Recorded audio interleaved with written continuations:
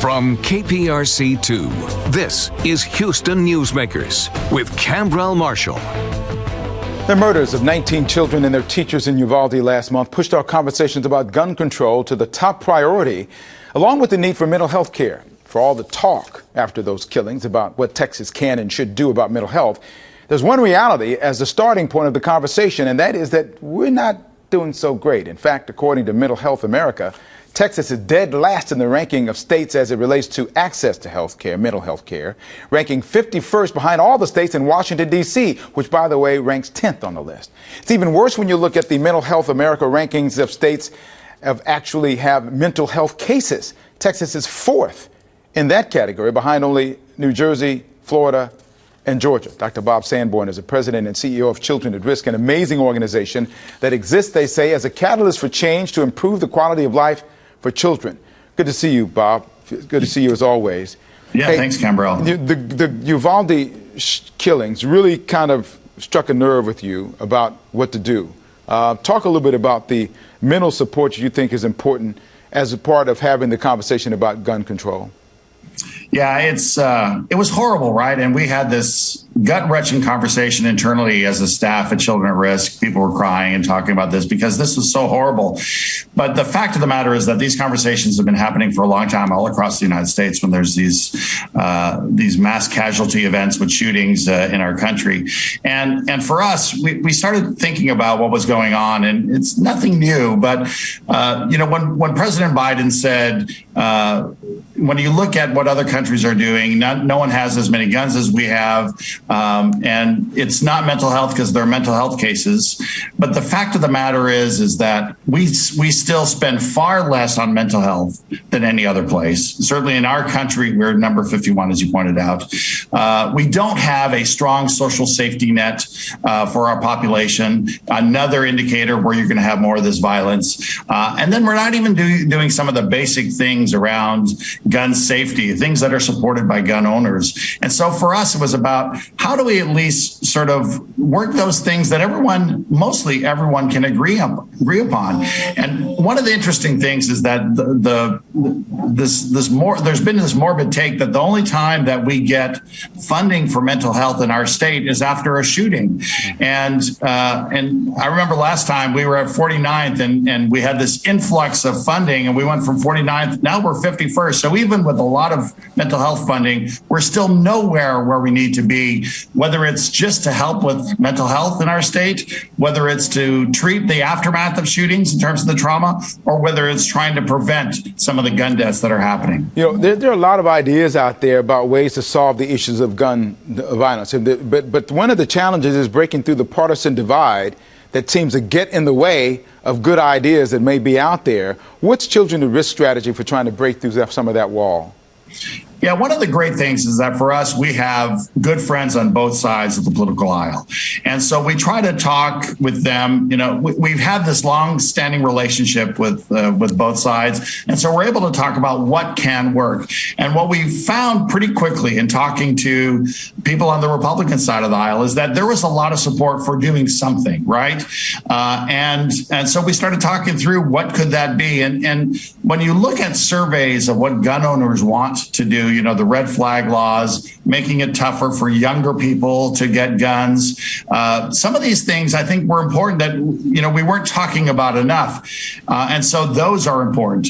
But I also think the mental health side, many times people use that as a diversion, like, well, we need to spend more money on mental health. But if we're not even spending enough on mental health, well, let's have a major influx there. And I think the other thing is that social safety net. If we're not doing enough to really support our population in regards to the social safety net, why don't we spend more there as well? And so all across the board, what you found is that we're not doing enough. And, you know, no matter where you sit politically, we're not doing enough to prevent 19 babies from being killed. And we're just going to see more of it unless we do more of these things. And for us, it just seems like we need to bring people together. We have this gun culture in our state. whether we like it or not. It exists. How are we going to work within that culture to make sure that we can save the lives of children? Speaking of that culture, the gun control conversation around that, particularly interesting with the NRA and some in the Republican Party dug in really deep.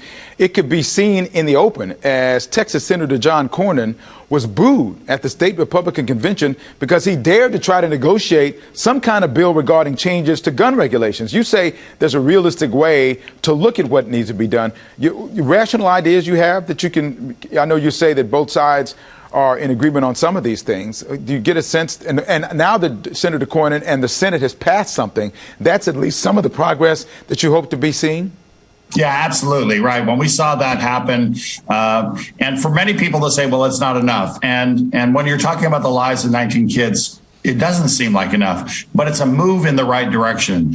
And when we do these things that Senator Cornyn and others are standing up for, many Republicans in the Senate stood up for this. I think this is it's a good move in the right direction. And these things alone are not going to stop a lot of the shootings, but they're a beginning. And I think that's what's really important. And yes, Senator Cornyn was booed, but we have to also applaud his courage in terms of standing up and saying we need to do something and we need to start in this conversation. And so I think that, the red flag laws, the idea that is proposed, that was passed by the Senate of making it more difficult for young people to get their hands on guns, those are very, very important. And focusing on gun safety, I think, is a way to go. In addition to doing the mental health stuff, in addition to doing the social safety net stuff, I think that's what's important. And I think we have to start with this idea, Cambrell, that we have to protect our children. We can protect the Second Amendment at the same time as protecting children. It's not one or the other. We can do both. And I think that's the important thing. And what Senator Cornyn is doing is saying, I want to protect the Second Amendment, but we're going to start working towards protecting our children as well. So quickly, you said something about the social safety net. That's a quick comment, Yeah. but what does that mean? You say social safety net.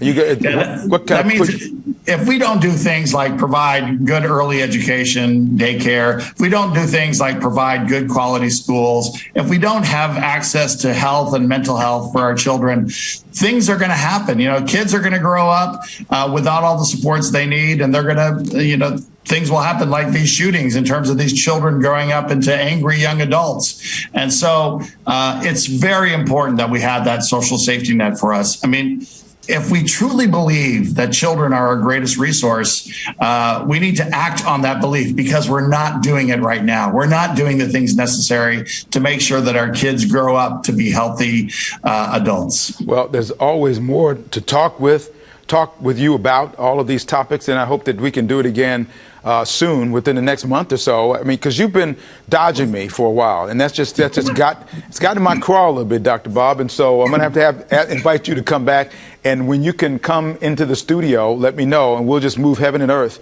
and make that happen. Okay?